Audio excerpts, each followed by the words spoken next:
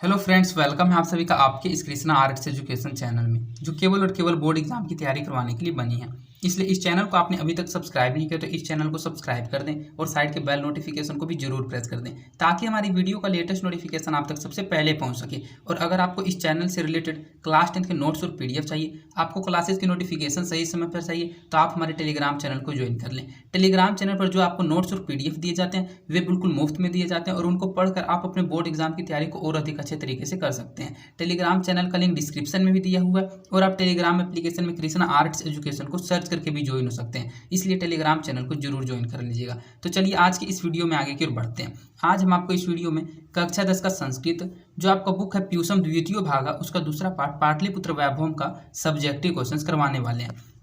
अर्थात आज हम आपको पाटलिपुत्र वैभवम का लघु उत्तरीय प्रश्न उत्तर पढ़ाने वाले हैं। और अगर आपको प्यूसम द्वितीय भाग के किसी अन्य पाठ के वस्तुनिष्ठ प्रश्न उत्तर, लघु उत्तरीय प्रश्न उत्तर या फिर उस पाठ के हिंदी अर्थ वाले वीडियो को देखना है तो आप डिस्क्रिप्शन में दिए गए लिंक संस्कृत संपूर्ण हिंदी अर्थ वस्तुनिष्ठ प्रश्न उत्तर और लघु उत्तरीय प्रश्न उत्तर 2023 के प्लेलिस्ट में जाकर किसी भी पाठ के किसी भी वीडियो को आसानी से देख सकते हैं। तो चलिए बिना देर करते हुए इस वीडियो में हम आपको पाटलिपुत्र वैभवम का लघु उत्तरीय प्रश्न उत्तर पढ़ाते हैं। आपको करना क्या, सिर्फ इस वीडियो में लास्ट तक बने हुए रहना है, मेरी सभी बातों को माइंड कंसंट्रेट करके समझते हुए चलना है। मेरी कोशिश ये रहेगी कि इस वीडियो में हम आपको सभी के सभी क्वेश्चन याद करवा दें, इसलिए सिर्फ ध्यान से सुनते हुए चलिए। हमारा पहला क्वेश्चन है, प्राचीन संस्कृत ग्रंथों में पाटलिपुत्र की ख्याति किस रूप में थी। तो सबसे पहले आपको यह पता होना चाहिए कि ख्याति किसे कहा जाता है। ख्याति कहा जाता है प्रसिद्धि को, कि जो प्राचीन संस्कृतों में पाटलिपुत्र की प्रसिद्धि थी वो किस रूप में थी, प्राचीन ग्रंथों में किस रूप में उसकी प्रसिद्धि को बताया गया, वे आपको बताना है।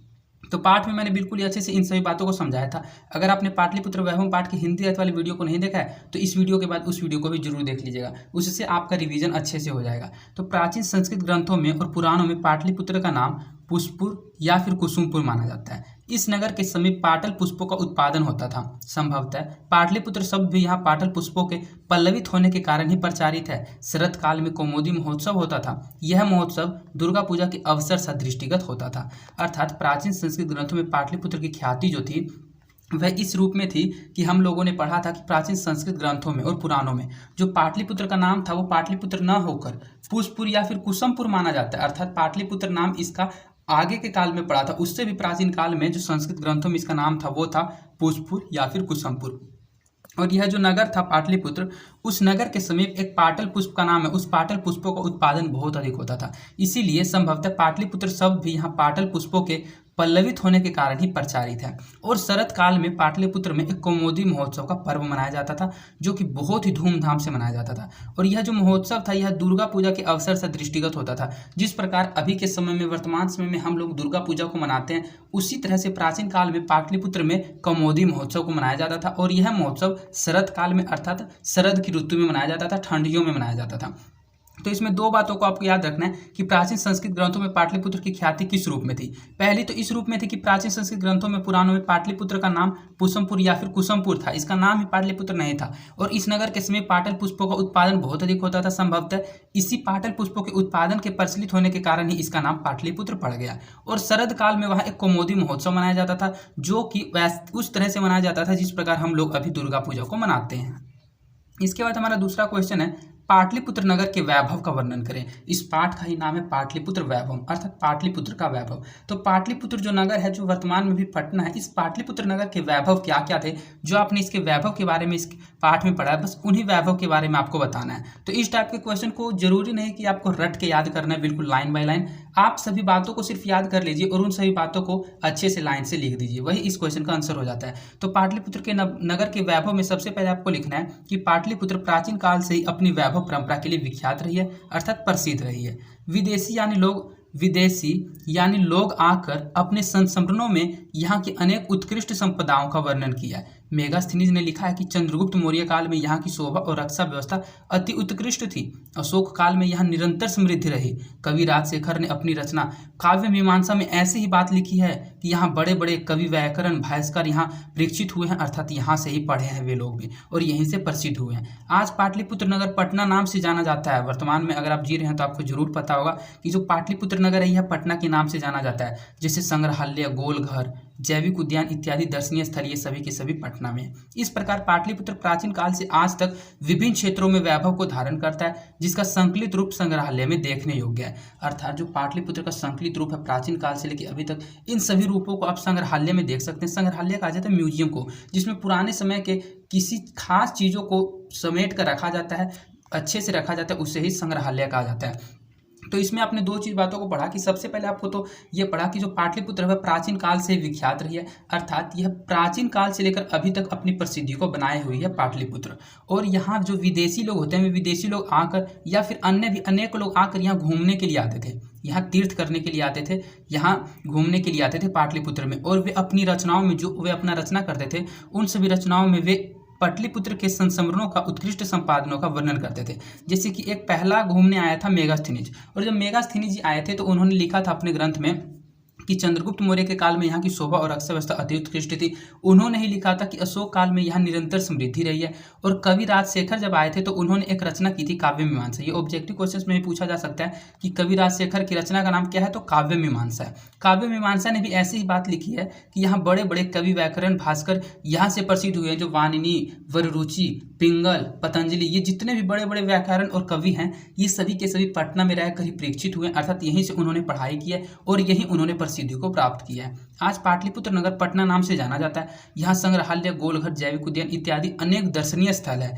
इस प्रकार पाटलिपुत्र प्राचीन काल से आज तक विभिन्न क्षेत्रों में वैभव को धारण करता है, जिसका संकलित रूप संग्रहालय में देखने योग्य है। मैंने इतना ही लिखा है, इसके बारे में आप और भी लिख सकते हैं। आप लिख सकते हैं कि पाटलिपुत्र में सिखों के 10वें गुरु गुरु गोविंद सिंह का जन्म हुआ था, और उस जन्म स्थल को आज गुरुद्वारा के नाम से भी जाना जाता है। वह गुरुद्वारा भी आजकल एक दर्शनीय स्थल बन गए, वहाँ भी लोग घूमने के लिए जाते हैं और वहाँ अपनी पूजा पाठ को करने जाते हैं। तो वैसे आपने पाटलिपुत्र वैभव पाठ में जो जो पढ़ा है, उन सभी बातों को आप सिर्फ उन सभी बातों में से 4 या 5 बातों को लिख दीजिएगा, उतने से आपका इस क्वेश्चन का आंसर स्टिक हो जाएगा। इस क्वेश्चन के आंसर में आपको बिल्कुल स्टिक लिखना जरूरी नहीं है।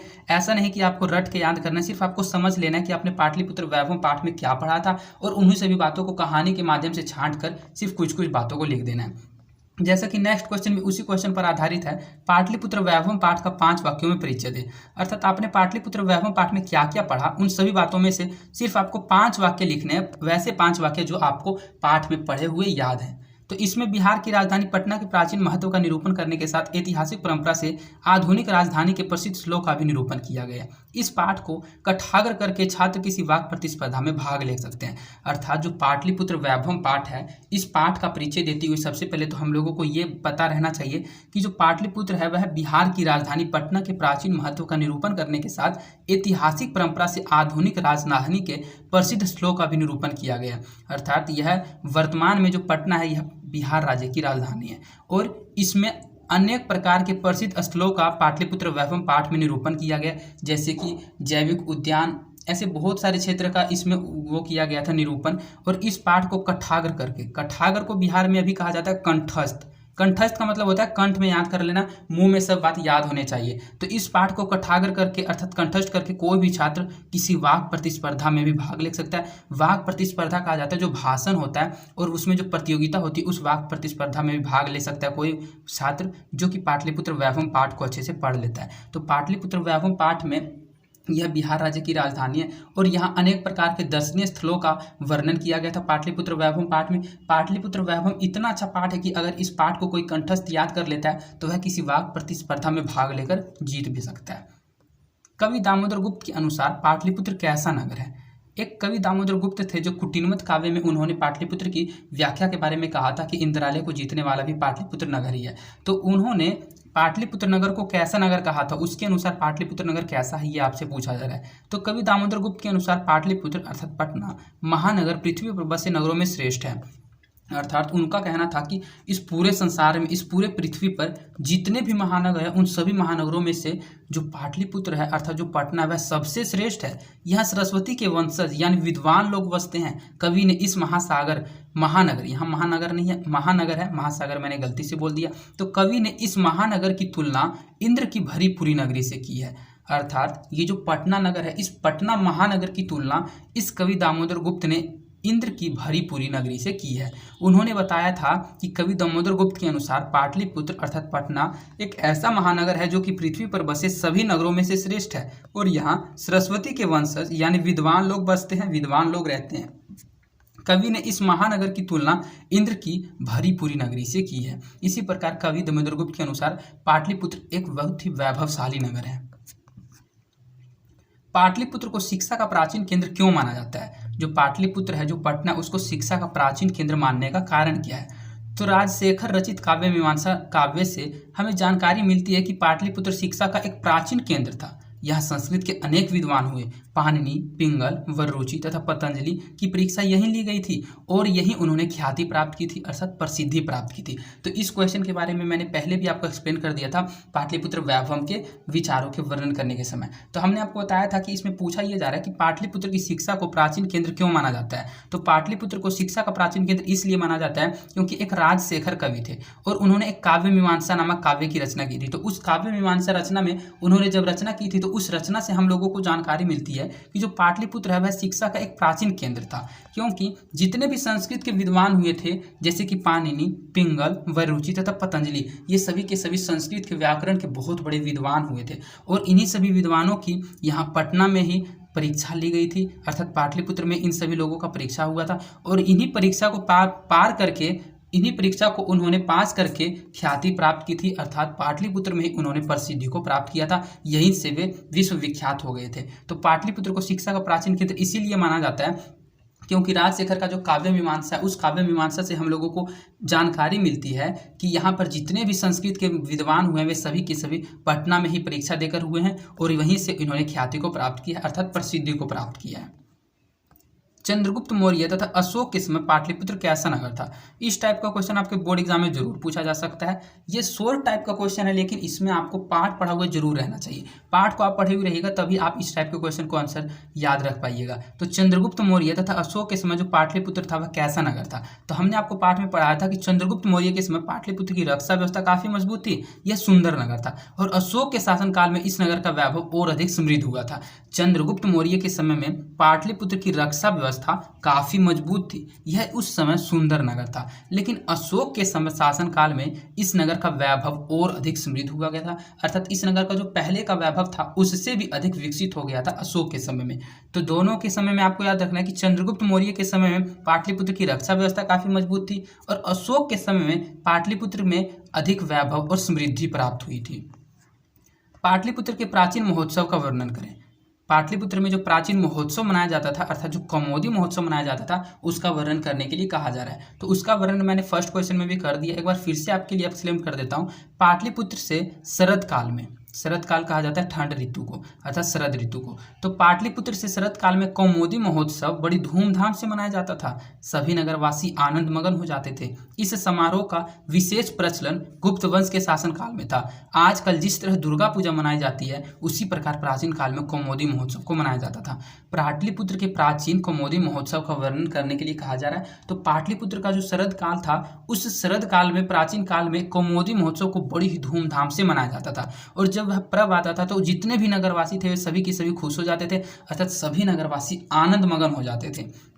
इस समारोह का जो विशेष प्रचलन था वह गुप्त वंश के शासनकाल में था, अर्थात जो कौमुदी महोत्सव था वह गुप्त वंश के शासनकाल में मनाया जाता था। और आजकल जिस तरह वर्तमान में हम लोग दुर्गा पूजा को मनाते हैं, ठीक उसी प्रकार प्राचीन काल में कौमुदी महोत्सव को मनाया जाता था। जिस प्रकार आजकल हम लोग दुर्गा पूजा में आनंद मगन हो जाते हैं, अत्यधिक खुश हो जाते हैं, उसी प्रकार प्राचीन काल में कौमुदी महोत्सव को बड़ी ही धूमधाम से मनाया जाता था। गुप्त वंश के शासन काल में मनाया जाता था, शरद काल में मनाया जाता था, शरद ऋतु में मनाया जाता था। इन 3-4 बातों को आपको सिर्फ याद रखना है कि कौमुदी महोत्सव गुप्त वंश के शासन काल में मनाया जाता था, किस ऋतु में मनाया जाता था, तो ठंड की ऋतु में मनाया जाता था, और हमारे वर्तमान की किस पर्व के अनुसार मनाया जाता था, तो जैसा आजकल हम लोग दुर्गा पूजा पर्व को मनाते हैं उसी प्रकार प्राचीन काल में कौमुदी महोत्सव को मनाया जाता था।